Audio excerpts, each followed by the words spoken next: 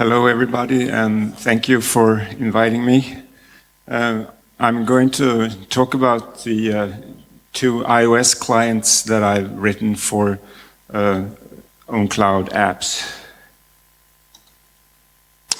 A little bit about my background. I work as a professional iOS developer for a company called Dexcom, but I've also contributed towards ownCloud by writing two clients for ownCloud apps. So these are called Cloud Notes and Cloud News that interact with the notes and news apps of ownCloud. I'm also a long-time KDE contributor. So these are some simple screenshots from the iOS clients, Cloud Notes for the Notes app and Cloud News for the News app. So these apps make it possible for users to sync notes across their iOS devices and their own cloud installation. And the same for the News app. You can sync your feed reading across your iOS devices and your own cloud installation. For me, maybe at least, it was a bit of a surprise how popular these apps really turned out to be, and I just want to mention that as showing how popular ownCloud in itself is also. So, and especially here in Germany, these apps continuously rank very highly within their categories on the iTunes stores. So that's, I think, very impressive for the ownCloud project. So here's the news client has ranked the top 10 several times in Germany within the news category, which means that it's basically competing with the top players of commercial feed readers, which is, I think, great for all of us.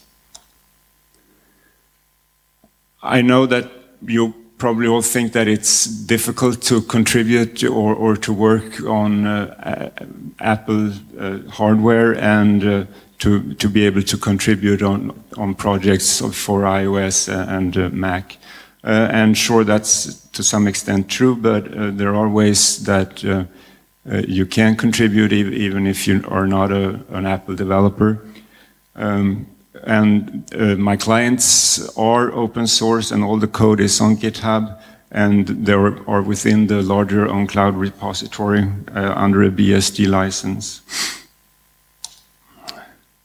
And the way that these apps interact with ownCloud is because the ownCloud apps, Notes and News, expose a RESTful API that the clients can talk through.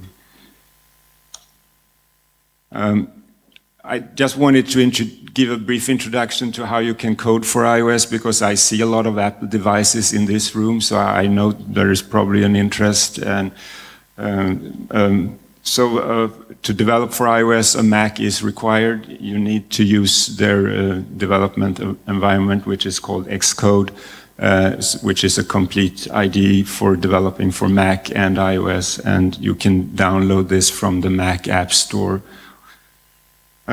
And then you can check out the code for the clients or start to work on your own projects. And even if you don't have an iOS device, or even if you're not a registered Apple developer, you can test run projects in a simulator that's provided by Xcode.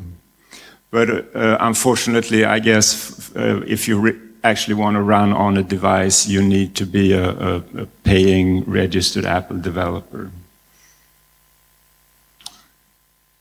But as I mentioned, there are other ways that you can contribute to a project like this, and you can take part in beta testing by contacting me, for example, and I will make it possible for you to run beta versions of the apps on your devices.